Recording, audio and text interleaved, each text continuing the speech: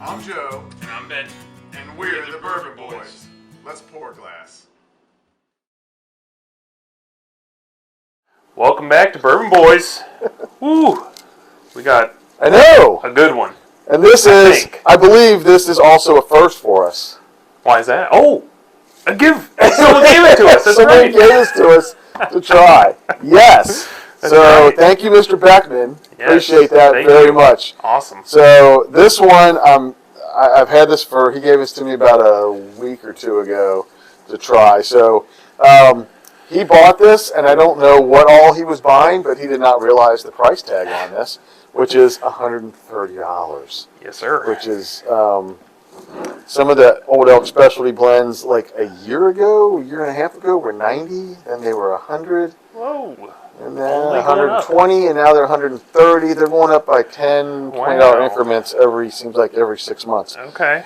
But that being said, some of the Old Elk specialty ones are absolutely fantastic. We've had some good ones. We had the double wheat, which that was really good. Their sour mash, the limited thing sour mash ones that they have. Like blend 2 or batch 3 or something. Batch 4 or 5 or something. But delicious, and some other ones. Their standard ones are good. They're okay. I think they're a little overpriced. They're $50, $60, and they're just kind of middle of the road, I think. Middle shelf bourbons, but kind of a little higher price. But $130. So this is their cigar cut one, and they come out with so many of them now, it's not possible to try them all. I mean, I guess it's possible, but your wallet just if you want to spend thousands of dollars to get the $130 for the 5 or 10 of them that come out a year. They have port and different ones, but this is cigar. Okay. It's 111 proof, and I don't have my glasses on. So, what's this one? It's in like 4 different finishes. Oh, okay. Here we go. Let's see. Yeah. So. Yeah, no, nobody can see it. Yeah, I can't read it. Yeah, you can't. Old Elk, 6-year high malt bourbon, sherry port, 2 years, 6 to 10 months. Old Elk, GYR rye rum, cast finish, 8 months. Old Elk, that's 6-year. That's what it is. 6-year. My bad. That's how long they're in the different finished ones, I think. So it's their standard. Okay. Products or stuff, but this one has I believe this one is a high malt. They're high malt blends that they have, and they blend 4 different finished bourbons together to do this. So I have not been a huge fan personally of some of the wine barrel finished or finished cast stuff. Rum and stuff, yeah. Rum specifically, I don't care for, but I am a big fan of a lot of the Old Elk special releases, and I am a big fan of the high malt bourbons. Yeah, we like the high malt. I always like the high malt. Seem to be pretty good. I was talking the Old Bardstown bottled in bond. So we don't have a ton here, so we got kind of a shortish pour here. But beggars can never be choosers. No, we're not complaining. All right, hit me up a little bit. We're splitting Gotta straight. split it right down the middle. How's that? Should I get the rest? What? I guess so. Here you go. It's your friend. So. We'll go either way. I'm just kidding. So I recork it? Sure. Damn, I love the corks, right? Yeah. Like the elk antlers. So, then I did the old. It has a high malt content, higher malt than rye. Okay. In that. We were just talking how much we like that one the other day. Yes. So that's neither here nor there for this. Just babbling. Oh, it's got a really nice nose. It kind of bounces around. I can smell the wine. You can smell the fruits in there. I think the port. Is there a port? Yeah, it said there was a port. There's a rum. I'm not smelling the rum, so that one. I couldn't pronounce that word, so I didn't say it. I didn't want to sound like a dummy. No. Sherry. I wonder if it's the sherry that I'm smelling. I'm not getting any rum though, but I am getting nice dark fruits. All right, I'm going in. Some good bourbon notes.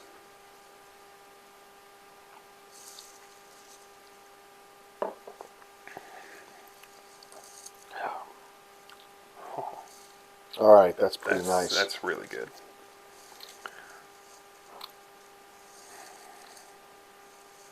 Ooh, that bounces around, doesn't it? It just kind of flirts. Yeah. Get a little spice mixed with the fruit, and then they're not really mingling. They're kind bit of the malt. bouncing around with the Little bit of malt malt. comes through. Mm-hmm. Yeah, definitely the malt. Oh, yeah. That's good. This would be good with a cigar. Hey! Great idea.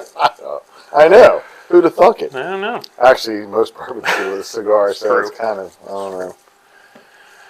I'm digging on this. So, Yeah. good choice. So, Mr. Beckman, he said this is the favorite, I said that already? This is his favorite bourbon that he's ever tried. Ever tried, and he gave some to us. He did give some to Wow. us. I know. Wow. Isn't that nice? That's so very cheers. nice. Let's give him a salute. Yes. Cheers. Thank Cheers. you Thank very you much.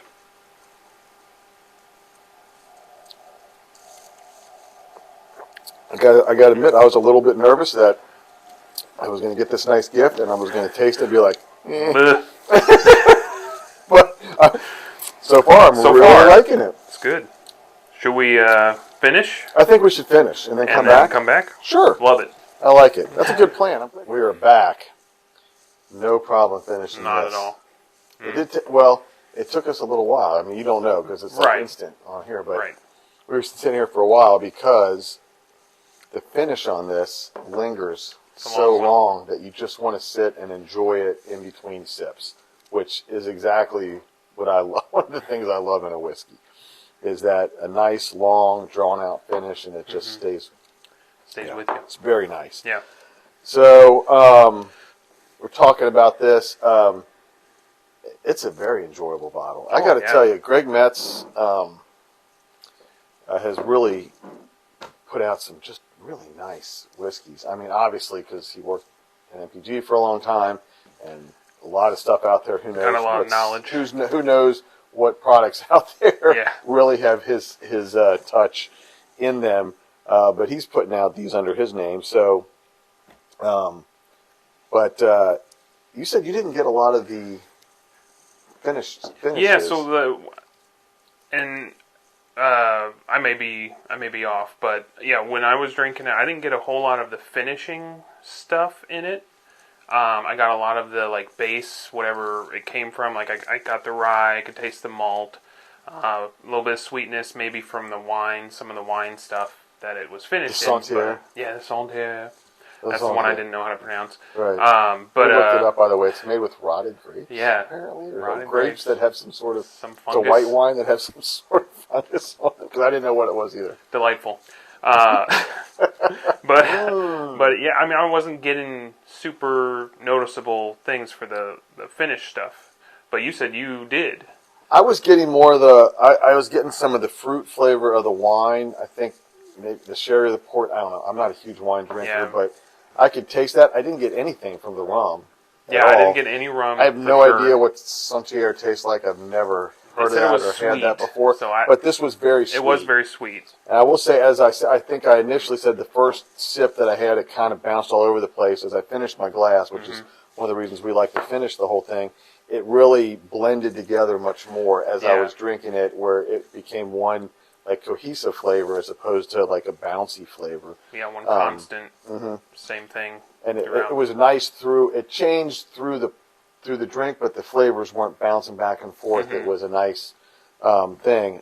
The bourbon, the evident notes of the bourbon are going to be, I got for you the rye, the rye spice a little bit, and I was getting a fair amount of oak from the wood, which got the bourbon influence in there, but it was sweet, which I like sweet. I wouldn't hardly think there'd be a bourbon that would be too sweet for me, and not that this was, but this certainly flirts with the line. with the line of being almost too sweet, and I'm sure that's from It's got to be from the wine. that white wine. Yeah.